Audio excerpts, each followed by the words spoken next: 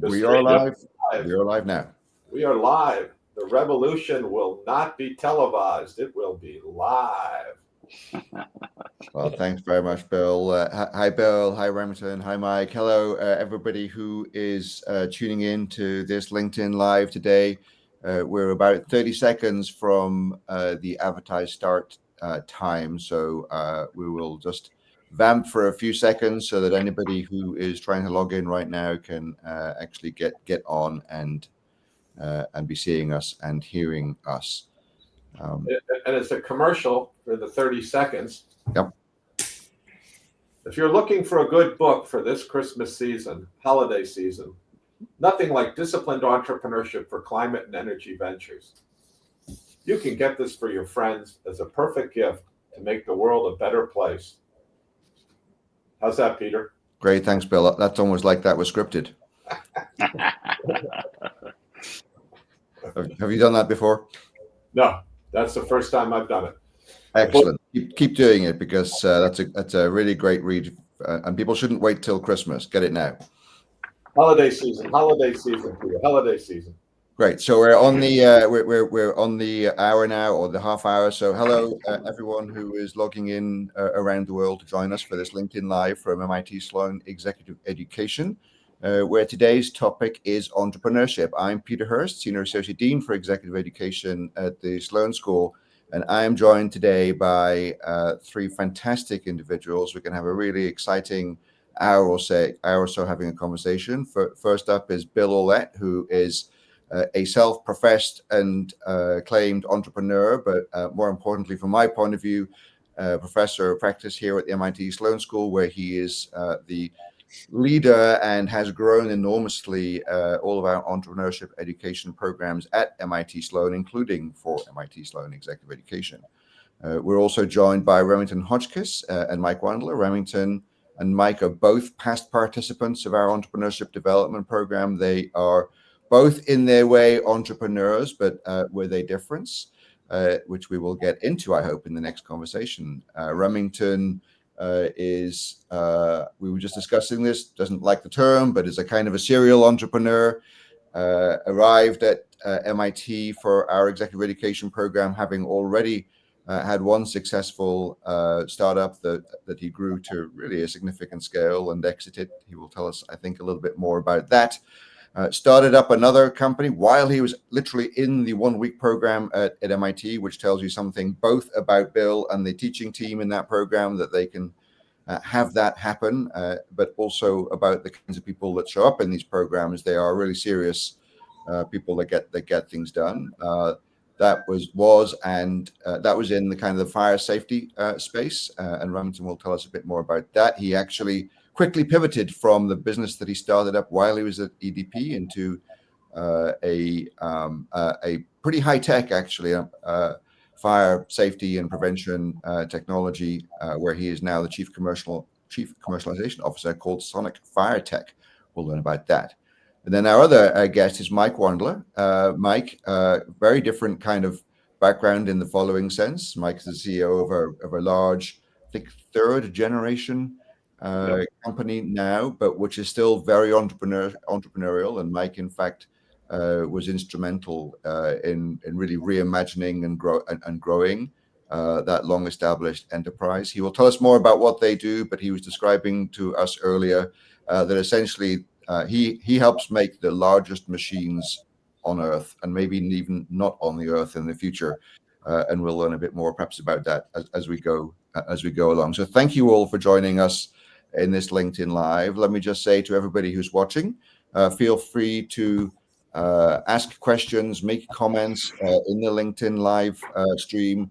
If you would, please, may I ask that you try not to do too many of your own commercials during those talks. Bill is our expert commercial copywriter, as those of you who were watching the very beginning of the broadcast will have noted. But it just makes it easier for us to go through the comments and questions as they come in, and make sure we answer as many of them as we can. But we love the interactivity. We love great questions coming in from you. But just to get us started, Bill, why don't I just turn to you first? Yeah, I assume that many people watching this will know all about you and all about the Entrepreneurship Development Program at MIT.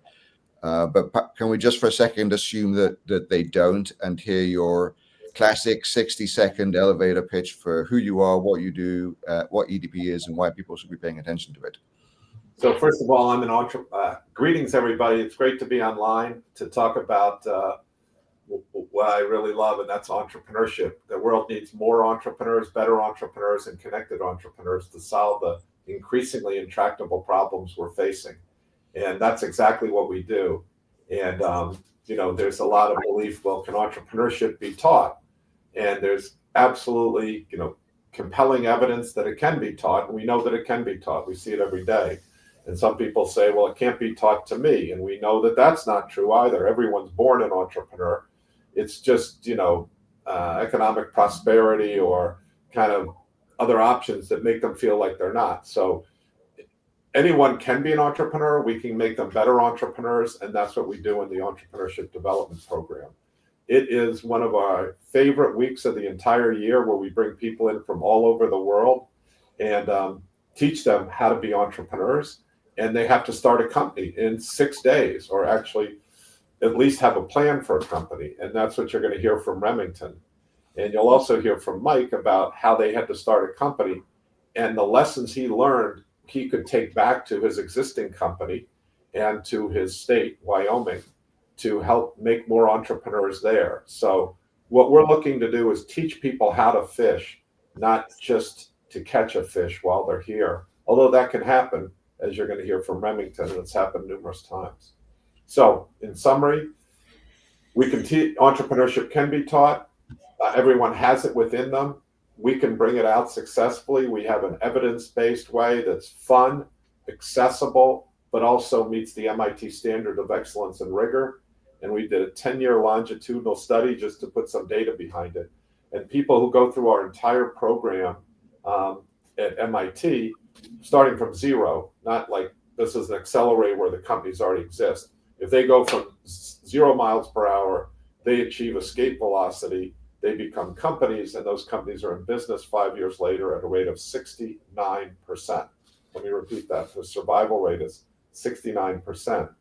When you look at EDP, our friends at Catalyst in Northern Ireland did a study, and people who go to EDP who already have companies, they came out and saw their average sales increase in the next 12 months by 2 to 4x.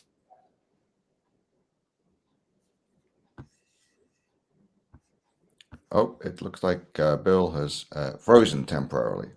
So while we wait for him, I'm back. You're back. I think that means I've spoken too long. Let's turn it over to the entrepreneurs, but that's what I am. I'm an entrepreneur by design. I'm an accidental academic because I felt strongly that entrepreneurship could and should be taught. And that's what I've been doing for 20 years now. And I love it. Great. Thanks very much, Bill. Hey, Remington, maybe we can turn to you. Perhaps you could share a little bit more about your own journey as an entrepreneur, including, why you decided to come and spend a week at MIT, having already been, really rather successful. What were you hoping to get out of this? But let's just start with your own backstory. Yeah. My backstory could be summarized in spending a lot of time in the valley of death of entrepreneurship over the last 15 years, and really not working in any other space or any other condition. And what that experience has taught me over the years is that it really takes an obsession of the problem and an absolute all-in approach to figuring out the solution. And what I was intrigued by was the disciplined part of the entrepreneurship program, because what I found in the process is, I was rather undisciplined. I didn't think there was such a thing. So after selling the last company and having that success, I found myself thinking, what's next? How do I start over? How do I do that again? Do I want to do that again? And when I was looking at other opportunities for employment or other opportunities to be an entrepreneur somewhere else, I found this program at MIT. And I thought, well, why don't I try this out? Maybe it'll awaken or reawaken this entrepreneurial spirit in me and provide an opportunity to connect with others who are entrepreneurs, as it could be a lonely space sometimes, and get inspired. And so when I saw disciplined entrepreneurship and a relatively undisciplined process in the past that has brought me to success, that intrigued me. But actually going and experience the program, certainly I akin to my entrepreneurial baptism. Yeah, that's great. Thank you. And Mike, how about you? I mean, quite a different backstory in terms of your journey that ended up signing up for a course at MIT. Maybe you could share a little bit more about your own business and company and some of the really cool and impressive things that you're already doing. And what on earth possessed you to want to come and spend time at MIT? Yeah, I'm happy to be here. This is an exciting subject for me. So I'm CEO and owner of L&H Industrial Inc. That was started in 1964 by my dad, Leon Wandler. So it's a 61-year-old company. I've been working there for 40 years. So typical family company in the Midwest. We're sitting in Wyoming is our headquarters. About when I bought Dad out in 98, we decided to take the company global. So we had no business doing that, but I've always been considered myself entrepreneurial. So we were, began by working on drilling rigs in Gillette, then worked through the mines. It was very Northeast Wyoming focused. And then we started to manufacture parts for all machines that are huge around the earth. So we work on the biggest machines on earth, and we have welders, machinists, mechanics, engineers. It's an old school company that there's only a handful of us around the world still doing the big machines. A lot of that was already offshored to China. We made it through all of that, and now it's on its way back, as you all well know. So it's a good time to be in manufacturing. Why I came to EDP, I had started Evercore Energy. So I did my purpose in life from now on is going to be to innovate energy. So I started a company to buy microreactors and sell them to heavy industrial mining companies. So leasing type of a company would be the short explanation. And hired a guy, Marcio Pizbretto, and he's like, we need to go to this class. And I'm like, I've been doing entrepreneurship for a long time. 24 steps, that sounds crazy. But I went so that we could create the business plan for Evercore. And it was incredible. Bill was incredible, and Paul was incredible. And I saw so many things that I did wrong in L&H that I could fix, right? Even products. So it was exciting to work on Evercore with Marcio, and we came up with some good plans out of there. But it was more exciting, all the products that we were spinning up and companies that we were acquiring that we could run through EDP and see what we're missing, because it's complicated.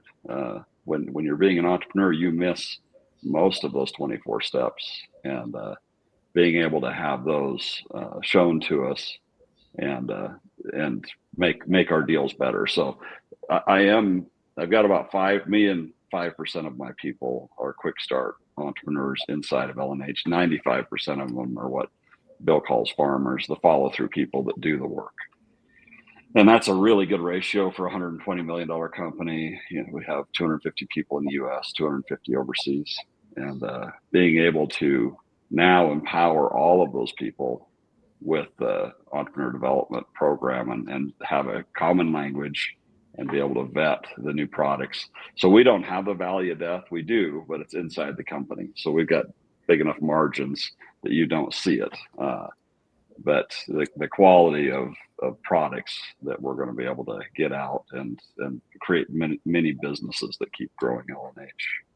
And then I also run Wyoming Innovative Entrepreneurs, which is helping Wyoming's economy grow and diversify. So Bill and I were talking about bringing entrepreneur development to Wyoming and get it in the hands of all the entrepreneurs in Wyoming, so that they had that superpower. And as a Wyoming, we had a common language and this force to be reckoned with. And we recently did that had about 60 people show up, and Bill hit it out of the park as usual. So now I not only have it within my company to keep modernizing the biggest machines on earth to keep growing my company, but we've got it through all of Wyoming and all kinds of entrepreneurs. So it's catching fire. But I love using it for new ideas, whether it's acquisitions or new products, and then new business ideas.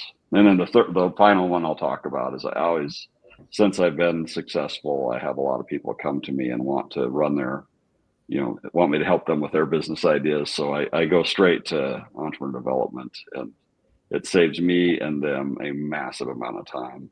Even if they don't end up doing it, we cut to the chase of here's what you would need to do, and here's your market. Would you be willing to do it? So I've gotten a lot out of it. That's Yeah. fantastic. Can I just add to that? Like the Please. thing here, and a serious note is, like, I'm older than everybody here, which gives you wisdom. Wisdom is scar tissue from mistakes you make. And I did 3 startups, very well. 2 were de novo startups. 1 was kind of taking something and restarting it. And after 3 times, I realized, nobody out there is telling you like what you really need to know. The first thing you need to know is it's not an algorithm. There's no single thing that will make you successful. It's a bunch of things you need to do. And I found there was no book that was like capturing that complexity, that, they wanted to say there's this one thing that if you do it, and that's just not true. No. But there are enough things that if you do, it dramatically improves your odds of success. And having been an entrepreneur, like Remington and Mike are saying, like, you don't have time to get it all right. Like you're reacting. You got to get customers. You got to hire people. And it wasn't until like after I'd done my 3rd one and I sat back and said, wait, why was my 3rd one more successful? Let's study this and look at other ones, that I was able to come up with those principles. And that's what, and I always say, like, I'm an entrepreneur first, then like a professor second, because I understand what it's like to miss payroll. I understand what it's like to ship a product that nobody wants. And I can feel that pain. And that's why I wrote this thing. This is a 2nd edition. And it is not meant to be a pop novel or something like that. It's not meant to be something. It's just an accessible, rigorous way to help people like Mike, to help people like Remington, to help people who aren't even as experienced as Remington. What do you do to get started? And if you've already done it, let's look back and say, what could you have done better? And I just wanted to interject that here, because I think that's what EDP is all about. It's like taking all these people, putting them together, and learning from each other. That's great. When we run it through some of the product we've already done, it really pops out at you which one of those we should have done better, or we need to go back and focus on. So to your point, you don't have to perfect all 24. This just gives you, whoa, we missed this piece. That's why we failed. Let's go back and improve that. And I think it's an empathetic way. I'll leave that to Mike and Remington. Like, we laugh during the week, but we're always super supportive and about doing it, because hell, you can't take yourself too seriously if you're an entrepreneur, because you're getting shots on goal, and you got to realize some are going to just go up and go crazy and hit a fan, and they're going to be mad at you, and then some are going to go in the net, but you got to keep going, right? Yes. Sorry, Remington, you were going to say something? Yeah, no, that was what the EDP program provided for me on, day 1. I think in the first hour of class, I literally started shaking, and I raised my hand, and you're like, "Are you okay?" And I was like, you get it, you get it. There is a formula for this, but you're showing me a formula. I see so many scars in each one of those cubes that are literally behind your head on the wall, Bill. I see, there is a path. Some of them are right in here. Some of them are right in here. Yeah. But, that's why I have so many issues, Remington. Some of them are still in here. Well, that's it. I mean, you're in survival mode constantly. You're trying to bring an idea to market. There's a lot of things to do in between. There's a lot of tactics, a lot of things to overcome, and you don't exactly do everything in a straight line. So To Mike's point, the EDP program for me was capturing, hey, there is a process here.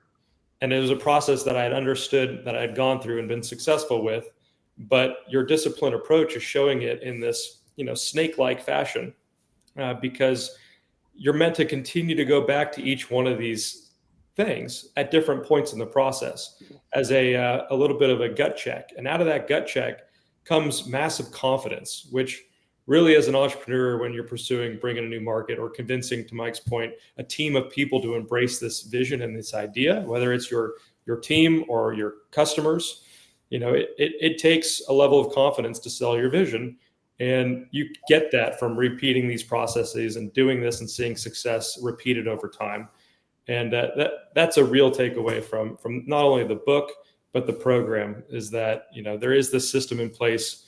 Bill, you've articulated that this book was based on, hundreds of entrepreneurs and businesses that have come through MIT in the program and that you've witnessed. And so, again, it could be a very lonely process being, at the top or an entrepreneur at the bottom.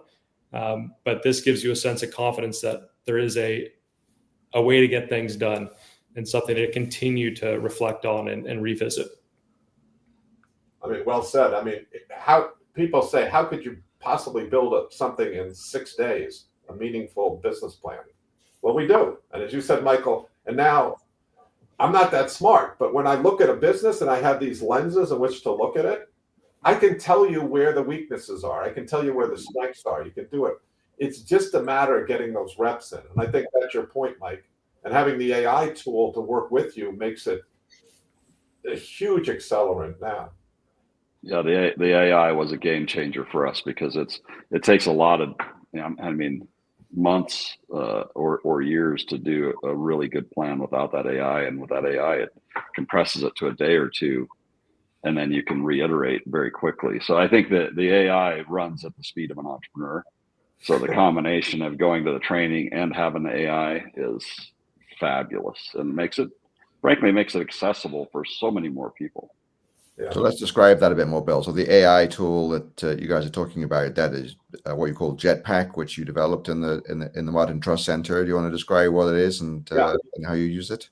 Look, if you're not using AI today, I don't care what you're doing.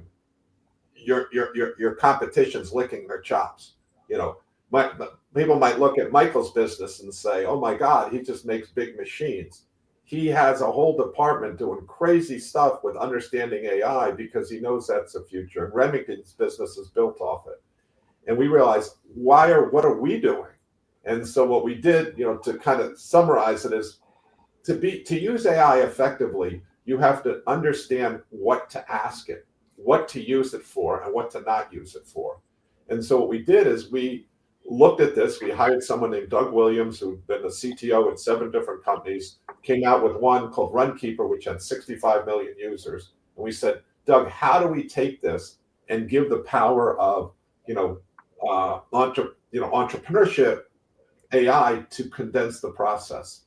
And he took the logic that you have in this, that we've tested over 20 plus years, and we we've tested it. It's very useful. It's effective.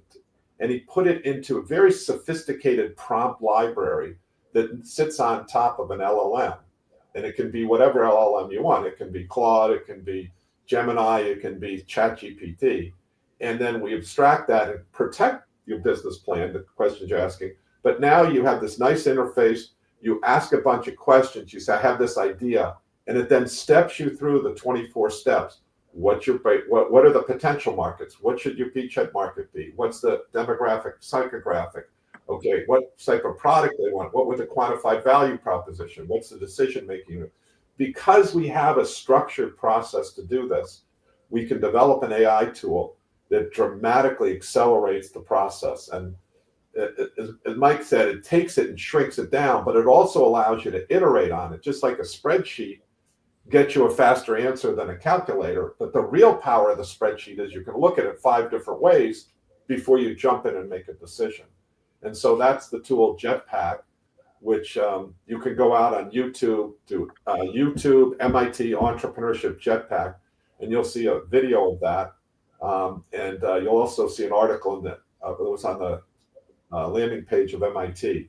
And it's just an extraordinary tool. It just got an award from the GCEC, Global Consortium of Entrepreneurship Centers. And we think that's the beginning of the revolution here. And I think Michael's used it, Remington's used it. You know, as we say, entrepreneurs aren't going to lose their jobs to AI. They're going to lose to people who know how to use AI better than you. And that's a fundamental part of our educational process. And entirely MIT's, right? And executive education. Correct, Peter? Absolutely.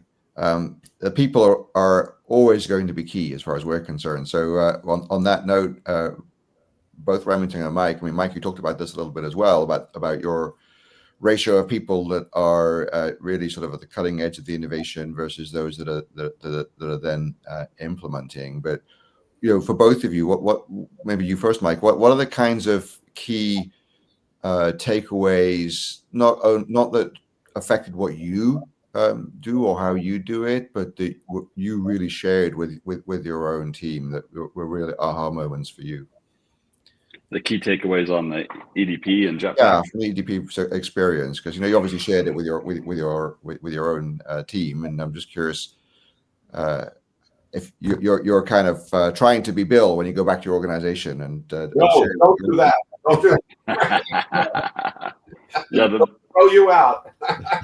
the large one I had noticed that really struck home, and we weren't doing after 60 years in. When I met Bill, probably we were 59 years in, and one of the things they stress is, who's the customer? And it dawned on me that when we were making sure we had 3 different customers for a product, but when you ask, well, who is the customer? It was very squishy. They couldn't tell me, well, it's Fred at Amax or whatever. It was just like, well, the salesman said we had 3 customers. Okay, so when I came back, I started saying, who are they? And 100% of the time, it's like, well, these other guys. Well, what's their name?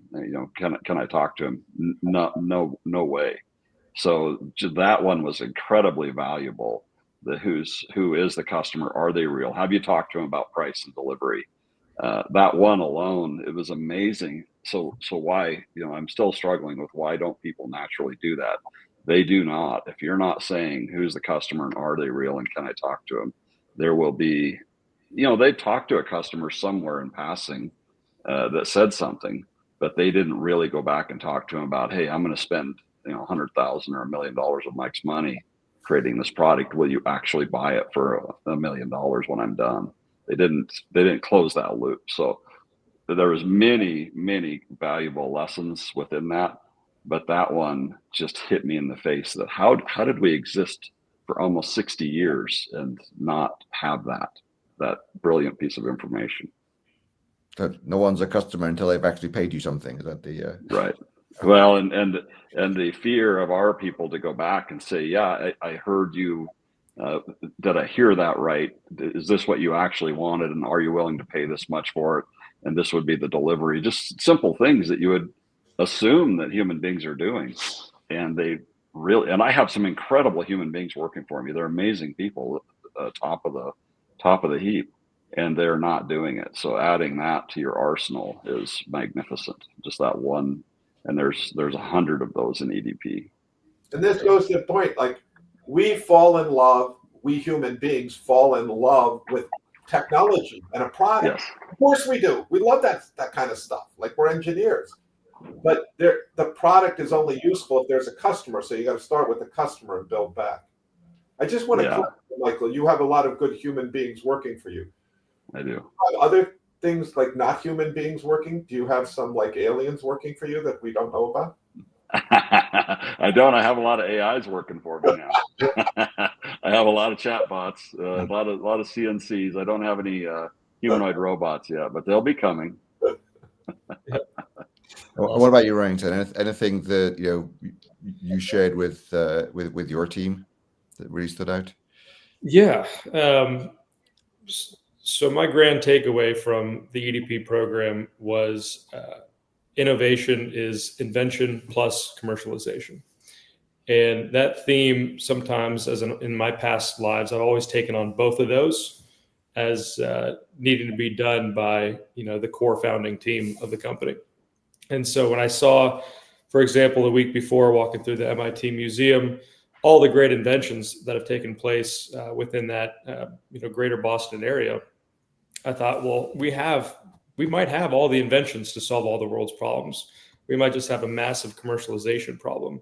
And that was a moment of freedom for me as an entrepreneur to say, wow, I don't need to go invent something to solve this problem. Maybe I just attack this problem with commercialization and find the solution for it, and find a way to get that to market as my part and my kind of competitive advantage. But through that process, it was confidence to dream bigger, to think outside the box. I think one thing we do, naturally to us is, think within a box, think within our environment, think within our resources, think within our previous experience or our current capacities. And that week at ADP was that invitation to meet and connect with people from all over the world with different constraints, different experience, different of their own hurdles. And I think to get together and awaken that spirit of anything is possible, and then to leave with it with the tools to go make the impossible possible, and the confidence was really inspiring for me. But it was also something I carry on in my daily life with really anybody I talk to. And so, to Mike's point of inspiring folks in the greater Wyoming area, I'm doing the same thing locally with just the local high school near us, and with my team every single day.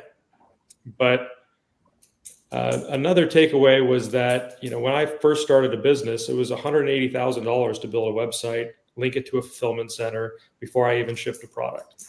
And now, in the first day, we spun up a website and a business plan. Mike said it takes years to build a business plan. It did. It used to, right? You have to get subject matter experts. You got to spend money on consultants. You got to get people outside of your business to help you build this vision, and then go test it in the real market. But by then, you're hundreds of thousands of dollars in the hole or invested. And so to be able to come out in a day with, virtually, I think I spent $150 sitting in class, actually adopting some of these, paying for some of these tools outside of the program. And then we got the AI, tool and the Jetpack, and that provided all the initial market research and all the different tactics that could be employed for free. And so all of a sudden it became, well, now I got to use this tool to start testing some of my assumptions, testing some of my hypotheses and my experience.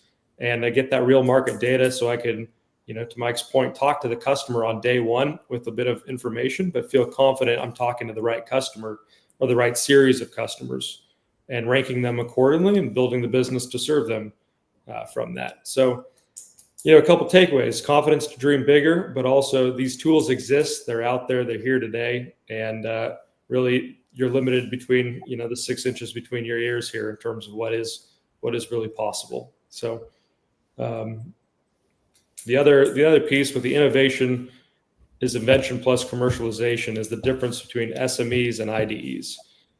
Innovation-driven enterprises is what I came out of the program inspired to build. And before then, small market enterprise, small, medium market enterprise businesses are what I was building in the past. And so I think learning a lot about the timing of these AI tools, having the education from EDP, but also seeing the large problems that exist, why not go out and get them? Why not go out and try to build solutions bigger than maybe what we thought of was possible? MIT provides that place of that experience. A lot of big things have happened there. So something very profound, I think, that just in case anybody missed it, that you said there, Remington, was really about the importance of focusing really on problems that you can solve, and then going to look for the solutions. A lot of startups, I think, maybe particularly that come out of universities, may start with solutions, which they start with invention and go and look for the customer. But I think what you were describing there was a really profound observation that, Bill, I'd invite you to share your perspective on that. I know you have one. Yeah. Peter, can I just, I know you asked Remington and Mike, when I come out of ADP, I'm exhausted. I don't know how Remington and Mike were. I am spent. For sure. I can't believe it. It's like after I played in the Nationals and won the gold medal, which is for another time, I was completely spent and couldn't do anything. After EDP, I am completely spent. I need to take 2 or 3 days and just kind of process it. And you say, well, why is it? Because for those 6 days, I think Remington and Mike said it, you are in a room with entrepreneurs and anything is possible. Like we can solve the fire problems in Los Angeles. We can make the biggest machines on earth. We can solve there's so much energy in that room that it just makes you, the word that both Remington and Mike use, confident. I come out of there. There's so much that hits us today. It's like, oh, that's depressing. That's depressing. But when you're at the end of that EDP, I'll never forget, Remington, you said this when you guys won the competition. Would you say there's living and there's being alive? And after EDP, well, I'll turn it to you. That's one of the things I just leave. It's like the possibilities after EDP. If we can create more entrepreneurs and get them together, man, there's nothing we can't solve. Remington, you said it so much more eloquently. Yeah, no, it was a very, very emotional moment. You said it right. This is like, I was actually talking to a friend of mine who's a former Navy SEAL Team 6, and I said, I just went through Hell Week, and told him about my experience, and he said, yeah, it absolutely sounds like it. And yeah, the difference between being comfortable and living anti-fragile is something Bill talks about in the class, is a requirement of being an entrepreneur. And that's being confident to go out in the unknown and solve something. So we all get one life on this earth, and we have to decide whether we're comfortable being alive or we're excited about getting busy living and being anti-fragile in life. I think that's why most are intrigued by entrepreneurship. It's this idea that, hey, maybe if I become an entrepreneur, I can get to this thing, this level of success that I'm admire when I'm walking through the airport and I look at the recent entrepreneur that sold his company for $1 billion on the magazine. I know I did when I was younger, but it's so much more than that. To be able to work on solving a problem, to be able to talk to customers, to Mike's point, every day, to learn what those problems are and solve them, or just inspire others to think outside the box is one of the small rewards along the journey. So, but it starts with making that commitment and taking that leap and deciding to live anti-fragile. And Mike, you said purpose in life, and you said Wyoming is about freedom, and what's more free than being an entrepreneur? Yeah, I think that's the other thing that Bill has really highlighted for me and taught me, is that entrepreneurs are the freest people on earth, and Wyoming is the freest state in the USA, and the USA is the freest country in the world. So if you're a Wyoming entrepreneur, you're literally the freest person on earth, if you choose to be. Not all entrepreneurs are free, but I think when you throw Jetpack in there, and now with all of the AIs, the time to get to your purpose, to get to your real purpose that you're really excited about. Before, it was a real slog. I mean, you really had to just go try it, and 6 months or 6 years later, you'd decide that whether that was a good idea and fit your life's purpose or not. Now you can get into the Jetpack and really go through it, and you might have a beautiful idea that would work, and you're like, I don't want to do that. That looks terrible. When I see all the things I would have to do, I don't want to do that. And I can't stress enough how valuable that is for a great leader that has a limited amount of time to choose wisely, because there's a million things they could do. Choose wisely on the one that fits your purpose and that fits your passion, and focus on it. And I think using Jetpack and using this process will really speed that up, and make sure you pick something that is feeding what you call freedom, your definition of freedom. And now we can do that. 10 years ago, that wasn't accessible to most of us, or any of us, maybe. Absolutely. Freedom equates to me to just happiness. I love what I do, and I can do what we want, with the people we want, with the values we want. And that's what you do. We're entrepreneurs. Create new organizations. That's the reason to stay an entrepreneur. That's a reason not to sell your business. That's why I don't sell my business, because I don't want to sell my freedom. Also, not to be confused with freedom of time. Yes. Because, I think the freedom and the happiness, the joy in it, that's what we're all searching for. And that's what we're lucky to have as successful entrepreneurs, or even entrepreneurs through the process in the valley of death. But certainly no freedom of time. You're working harder and longer days than anybody on earth, because you have the freedom to do so, and you're getting the joy from it. And there's nowhere else you'd rather be. That's the sweet spot. And that's the beauty of living anti-fragile rather than being comfortable, kind of just being in the status quo and living alive. What you're also demonstrating to me here, just listening, is entrepreneurs are not a homogeneous kind of group of people, right? I mean, there's such a different range of kind of cultures and experiences and ambitions and desires. There are some things I think, Bill, you would argue that all successful entrepreneurs have or should have in common. But could you talk about, on that note, Bill, just about people come from all over the world to EDP, so you haven't just got sort of what people might think of as the quintessential US tech entrepreneurship kind of mindset. You've got many different kinds of experiences, many different kinds of people and all different backgrounds, entrepreneurs, people who are thinking about it, people who've done it multiple times. Can you say a bit more about just the sheer diversity? I used to be like, well, I don't know that. I don't know biotech. I don't know, I know robotics. I don't know healthcare. It's like, we all get in a room and we, no matter where you're from Ireland, you're from China, you're from, Africa, wherever you're from, we just sit down and solve problems. There's no politics. It's just, let's solve the most intractable problems we can in a way that uses market forces to make it economically sustainable. So we solve problems, we produce economic prosperity. No one sits around and, that's why it's so wonderful. We're probably the bluest state. Wyoming's probably the reddest state. And yet we went there and there was nothing but love in the room. There was never any conflict at all. And so, if we can do it, we can do it with Europe, we can do it with Asia, we can do it with anybody. It's just, everybody wants the same thing. Everybody wants a better world. Everybody wants their kids to do better. Everybody want to go to work and do something that's meaningful.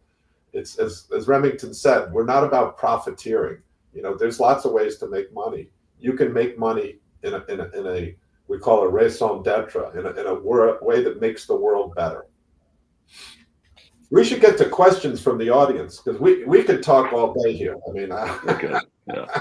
I'd also just, real quick, I'd like to share a quick bit on my story at EDP, just with Bill and Peter, your comments, because when I came to EDP, it was the week after the LA fires burned down my communities of LA, and I, on day one, had an idea to prevent embers from burning down homes. And which you had literally thought about the night before. Which I literally thought about the night before. But I'm there, and on day one of EDP, before the class even gets started, you're challenged to come to class the first day with a 60-second pitch for an idea to build a business that you've never worked on before, or you don't have much experience in, or something that you're thinking of working on. And each member of the EDP class spends 60 seconds trying to convince the other members of the class to get around their idea to build a business to solve the problem in that week.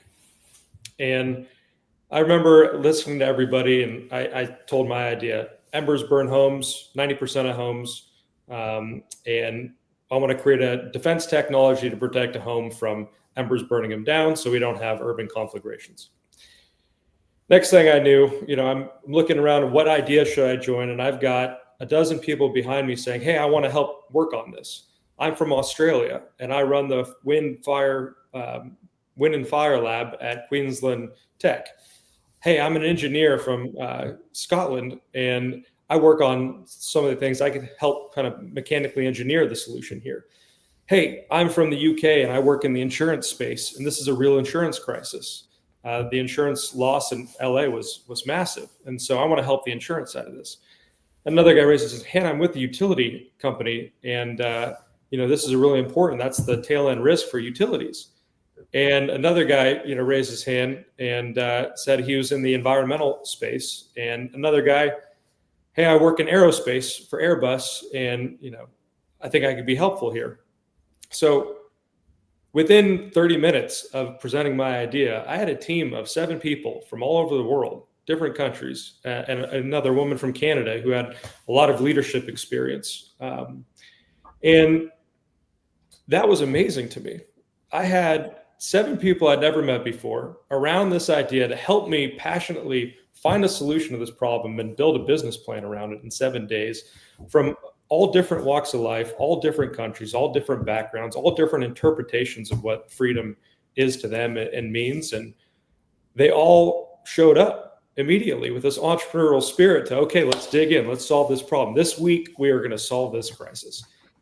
And to me, I mean, that level of energy right off the bat kicked off the most intense week I've had with complete strangers. And we left that week exhausted, but as best friends. And that level of perspective, that level of energy, really on day 2, it was clear what our strengths and weaknesses were individually and how we were able to depend on each other to fill the gaps of our weaknesses, and then also each other to lift one another's strengths, to the front.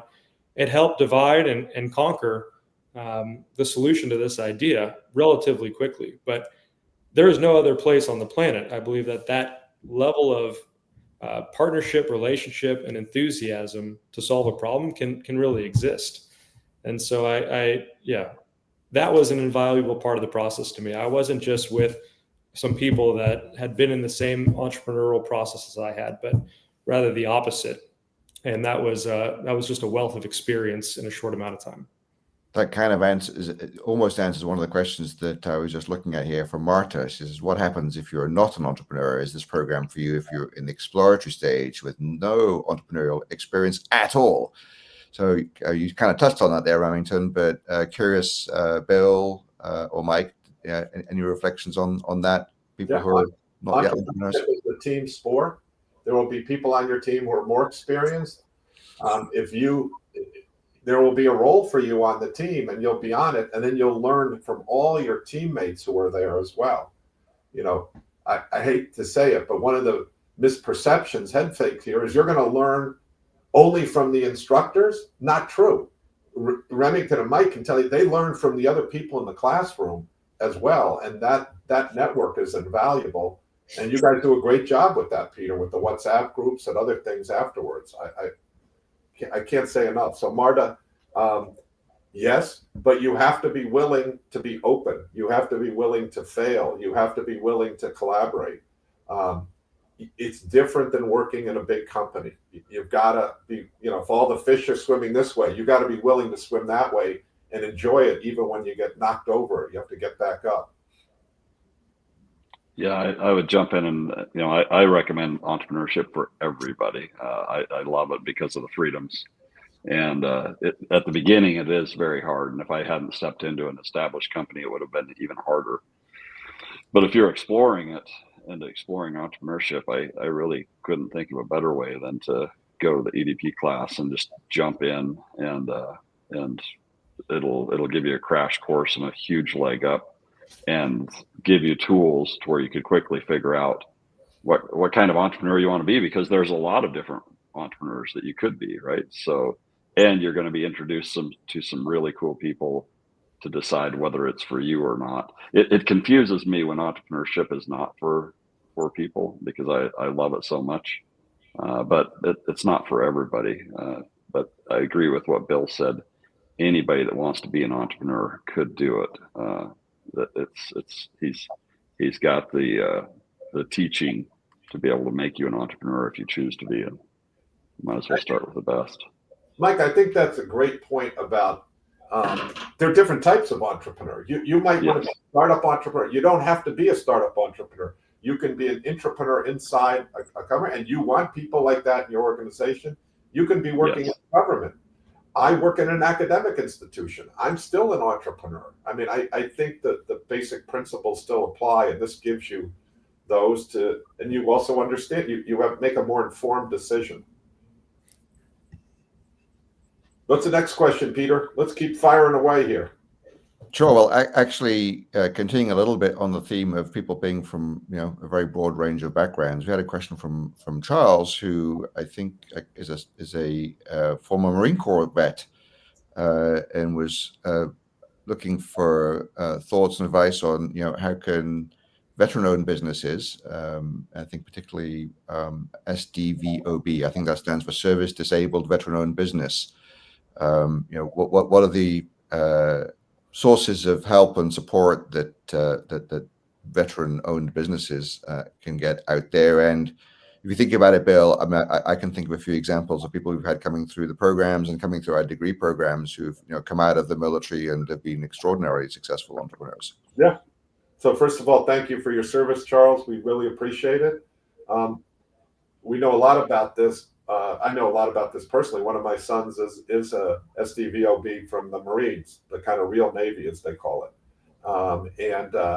He loves entrepreneurship for exactly what Michael talked about, the freedom to be able to do it. And there's a high correlation between two groups that we know are successful entrepreneurs. One is people who play team sports because they know how to sublimate their ego. They know how to lose on Tuesday, get pissed off about it, and wake up on Wednesday and say, what can we do better? And even if we lose on Wednesday, we're going to be back on Thursday, but we're going to do it as a team.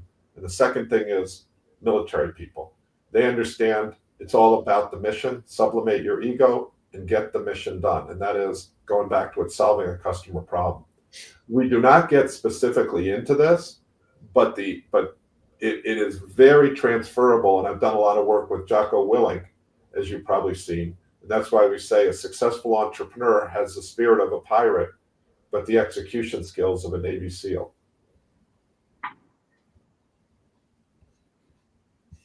Great, thank you. I'm just looking through other questions. Well said, Bill. That's that really hits home. Yeah.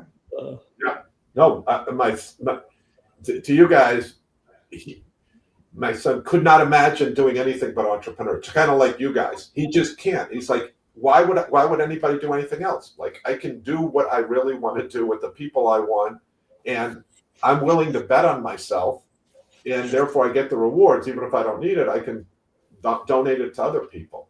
It's just a freedom, control, happiness. And I would go into AI and ask that question to AI. It's going to show veterans and all of the things that are available for veterans, small business. There's a massive amount of them, and there's a huge wave coming right now where even like NASA, we work on the NASA crawler transporter and other things for them. They've been mandated. They're spending $25 billion a year to get to the moon, Mars, and beyond. And they've been mandated to increase their spend to small business from 20% to I think 30%. That's a big number. And even small business, non-veteran owned, has a leg up. I guarantee you, if you're a veteran owned small business, you're going to have an even bigger leg up. They're going to open the doors for you and pull you in. So absolutely. I would say, back to choose wisely. Your time is your most important asset, and we need great leaders focused on things that they're very passionate about. So spend the time in EDP and in Jetpack, choosing wisely what makes your heart sing, that you would spend the next 10 years, all of your time doing.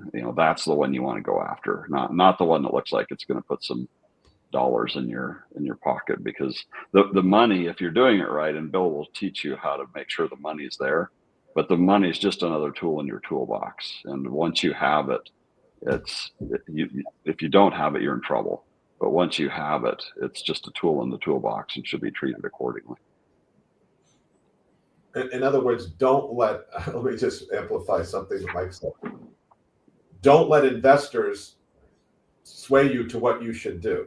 You need to decide what you want to do, and then find the best way to fund your business, which may be investors, it may be getting customers to pay for it, it might be bootstrapping, it might be something else. I mean, there's no way of funding your business that doesn't have pros and cons to it. And you have to think about that from a personal standpoint. I've raised a lot of VC. Mike has had the opportunity to do it through internal retained earnings. Hopkins has done it both ways, but you should not that should not be the determinant. You should determine what is it that you want to do, and by the way, disability veterans, I know that there's even bigger carve-outs, Michael, for them. Yes. Yeah. So look at the ideas. Don't get too attached to them. If you can't make any money on the idea, I would say don't do it. It is a nightmare for you and everybody involved. If you run it through Jetpack and there's no money to be made, stay away. Keep looking until you find one that makes your heart sing and that comes with a lot of money, because you need a lot of money to run a business and be an entrepreneur. And I think both of you are great examples of that. You've gotten to a point in your life and you literally said, Mike, this is my purpose now. It's my purpose. And Remington, you've done it both ways. You did it with the ones where it wasn't that fulfilling, and now you're like, what do you say? I'm making people feel better versus saving their life now. Yeah. In the coffee business, I was effectively selling joy to people. But now I'm looking to make impact by protecting their most precious assets from wildfire. That's a very good contrast. Yeah. And by the way, I had no experience in fighting fires. So, this is where the entrepreneur spirit and EDP also inspires. Anything can happen. You're restricted to the limits within your ears and your environment. But one other thing the program does is bring other lecturers in, and also judges through the process that help your team work through certain ideas, work through real market assumptions, and teach you their different perspectives. One of the great lectures there in the class was from a man who was a VC, represented a VC, and talked about raising lots of money, running lots of experiments, and then finding repeatability. And that really stuck with me. But what he put on the board was the formula of how VCs look at value and business. And to Mike's point, I mean, look where the money is and where the passion is, because you're going to need to raise lots of money. You need to bring in different partners in order to help you execute the vision. And, it's better to own 1% of a watermelon than 100% of a grape at the end of the day when you're making big impact. So find the right partners, but in order to find them, you have to understand their motivations and their incentives, so you can choose wisely. And that's also a lesson in the course. So EDP is chock full of lessons. It encompasses everything I've been through personally in 15 years of entrepreneurship in a short 7-day window, and gives you the tools to apply what you're learning in class to really building a business. And when you come out of it, it's absolutely exhausting, but you'll come out of it more inspired and more confident in your ability to go out there and solve a challenge more than ever. Great, thank you. Suji asked an interesting question. EDP, we've been talking about kind of the content and the experience during the program, and Mike and Remington, you both sort of talked about what you've done since. But could we talk a little bit about sort of the community that EDP actually has created and represents? Suji's question was about what kind of ongoing mentorship or support is there, but I would really extend that to it's not so much a formal thing, but really kind of like just the power of the network that you're part of as a result of this program. Bill, I don't know whether you've got any comments on what you do to try to foster that, but I'd love to hear from Remington and Mike kind of how that has been for them post-program. Yeah, I'll take the first pass at it. We have an active WhatsApp, and there's not a day that goes by where the community of EDP, the classmates, are sharing something, one of their updates with each other, or congratulating one of our classmates for doing something in their real lives. But we had the opportunity to get to know people from all over the world and go through this intense experience. It's a bonding experience, and you come out of it with more contacts and relationships and a network of people who have gone through it that are there to support you on your own journey. And what's beautiful about it for me is, this morning I wrote a LOI with one of the partners in the class, or not partners on our team, but one of the members of the class who lives in India. And so I'm doing business with the people out of the class. I am getting inspired by the class. I'm inspiring people who are in the class. And we're talking almost daily and on LinkedIn, celebrating each other's successes. So there is a camaraderie that comes out of it that is, again, unlike any experience I've had anywhere else.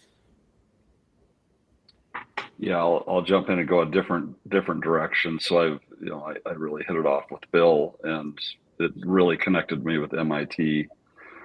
Coming back there and talking to the class, but ultimately bringing Bill out here and bringing disciplined entrepreneurship to Wyoming through the University of Wyoming, and then into my Wyoming Innovative Entrepreneurs, which we just did the class a few weeks ago in Wyoming, and that is spreading like wildfire through Wyoming. I can see a day when all of the innovative entrepreneurs across Wyoming have that, and then that's going to spread to people outside of Wyoming, right? So it's kind of that's what Bill said about the blue state, red state, having incredible conversations and talking about more connections. Bill's connected me with many people around the country that have done similar things, that are just fantastic people in energy that have helped elevate what I'm doing, and will continue elevating Wyoming. So I think it's going to have a large, I know it's already having a large impact to my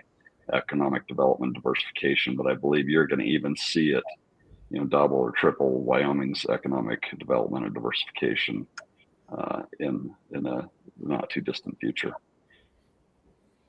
I would say, Peter, we very intentionally, we talk about the 4 H's, the heart. We try to get them inspired with the heart. We try to get them inspired to want to be an entrepreneur, to realize how great it is. We've talked a lot about it, but you have to know what to do, the head. And then the 3rd H is the hand. Even if you know what to do, you're not an entrepreneur because you read the book, because you watched it. You have to do it. That's the hand. So it's heart, head, hand. The last one is home. We actively try to promote the community through WhatsApp group, through LinkedIn groups. Through your team, Peter, does a really good job. But I think you can do all that stuff. But above all else, if you have this super intense experience with people, it bonds you together for life. I mean, there's nothing more. Like, I can want to get along with someone, but if I went to the Nationals and played basketball with them, we won a gold medal, which again, they'll learn about that if they come to the class. I know those people are friends for life. And they have shared a common experience of someone standing in front of the classroom with a really bad sense of humor, which really unites them together against this bad humor. And that's another thing that creates community. Great. Thank you so much, Bill. I think that's a really important note to finish on. Like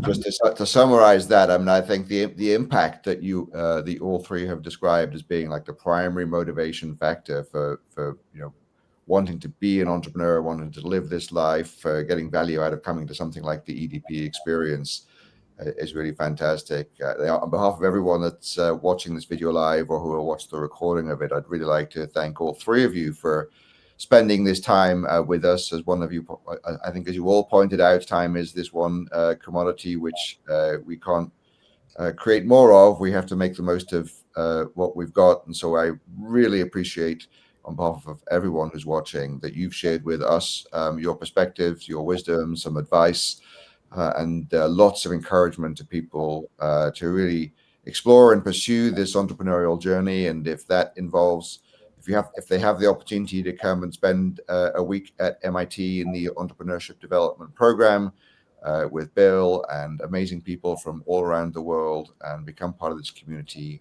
then we thoroughly recommend that to all of you. Thank you again, gentlemen. This has been... Peter, can I say thank you?